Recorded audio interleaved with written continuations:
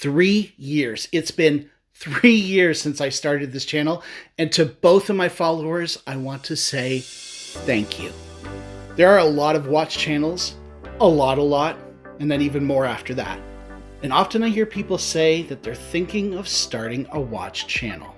Maybe you're one of them. I can share with you 5 really important lessons that I've learned over the last 3 years that might help you decide if this is right for you.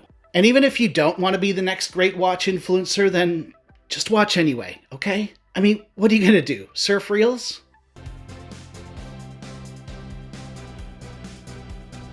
Please don't leave and surf reels. Right out of the gate, I have some sunshine for you. Making videos is very costly.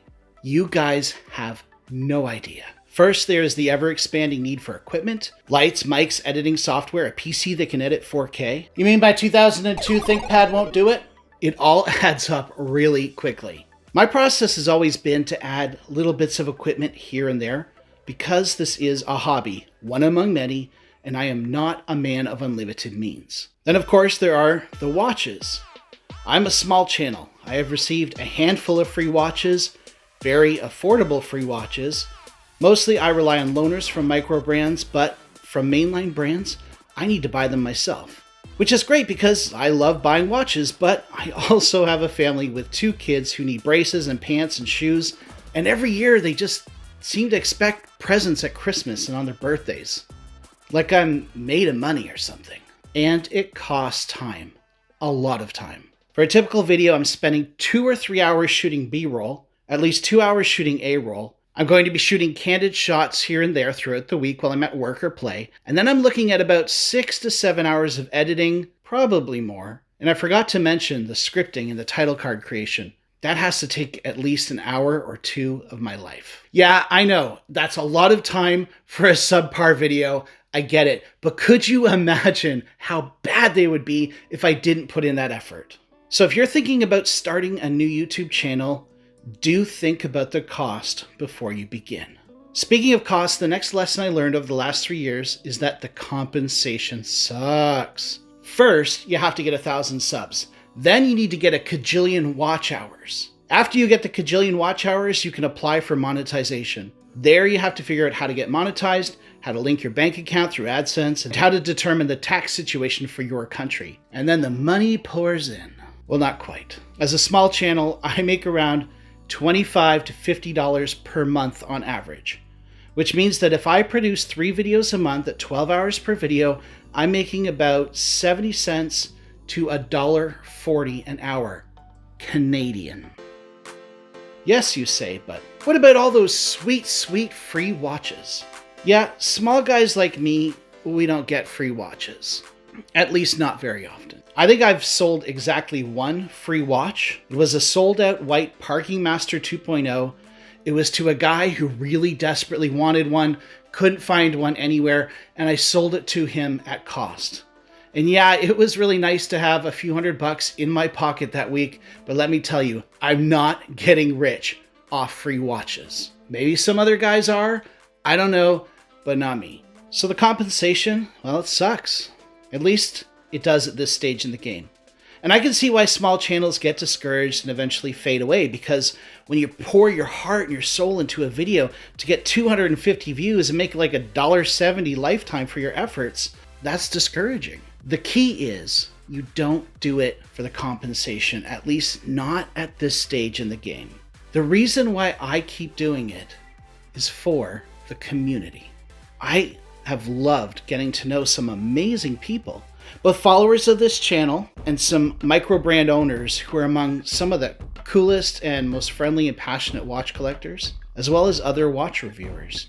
I have developed some friendships with guys like Bob at Time to Go and Jamie at Mad Rock Watches. In particular, I've grown close to Dave from Just the Watch and Shane at Relative Time. We even started a watch-themed game show together called Collection Conundrum, which was a blast, but also it was pretty cool because I got to meet all kinds of other watch reviewers through the game show. I've been blessed to meet some of the amazing content creators out there like Aaron Dunlop and Miguel over at SoCal Watch Reviews, Mark from Long Island Watch, who really is one of the nicest guys on the planet, for real, and Jody from Just One More Watch, who really is as charming in real life as he is in his videos. Hello! I shouldn't have done that. That was bad. Now you might think that with so many watch reviewers, there might be a lot of backbiting and pushing and shoving to get to the front of the line. And that's actually not the case, usually. And the same goes for those who like, follow, and comment.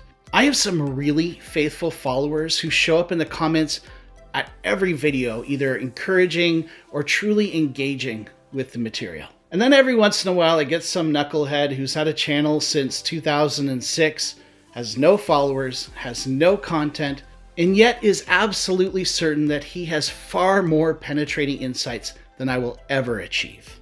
Like, why are my wrists so fat? But if you can't take out your pent-up frustrations on a random YouTuber about your sad, single, hopeless existence, then sir, I want no part of it.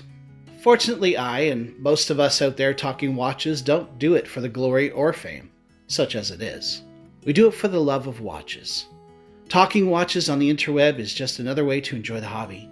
It gives you an opportunity to flex some creative muscles and hopefully contribute to the overall conversation known as the Watch Fam. And that's why I started this channel 3 years and 2 months ago.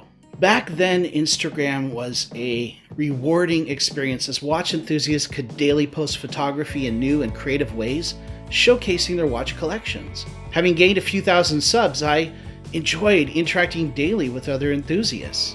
Often we posted through novel community-inspired hashtags such as Blue Watch Monday, Half Watch Tuesday, or Field Watch Friday. And then Reels killed it. I mean, just outright murdered it. But let's not get sidetracked. My point is 3 years ago, I was having so much fun shooting and sharing my watch pictures, but I was getting bored of shooting the same 15 watches. So I started a YouTube channel with very low expectations, using the same name as my Instagram account with the hope of seeing new watches and shooting new watches. My very first videos I shot and edited on my cell phone, and that's why they hold up so well. I started making videos of my own watches, but over time I began to build relationships within the community. Then I started to receive loaners from authorized dealers and followers and emerging microbrands. The more my channel grows and the better my content gets, the more watches that I'm able to get in for review and show to all of you. And the more large, well-established brands will take notice of my content and feel like they can trust me to make a critical but fair review. So please help me out and like and subscribe if you want to. Now, what started out as a means to experiencing a variety of watches I couldn't otherwise afford has led to actually enjoying the creative process more and more as a thing all on its own. I've become increasingly comfortable with lighting and audio and editing and all that stuff that nobody watching cares about, but matters so much to the finished product and ultimately to your enjoyment of the finished experience. Now, I know I have a long ways to go, but every video I make, I'm learning just a little bit more, and that's a lot of fun. Since I have a family, full-time vocation, and other demands on my time, my hobbies, the way I choose to spend my precious free time, it should bring value to my life. And for me, even though this hobby is costly and the compensation sucks, the community is awesome, mostly, and the creative process is deeply fulfilling. So if all of this sounds good to you and you still want to start that YouTube channel, let me know down in the description and I will be your first subscriber. And as always, thanks for watching and thanks for being part of the journey.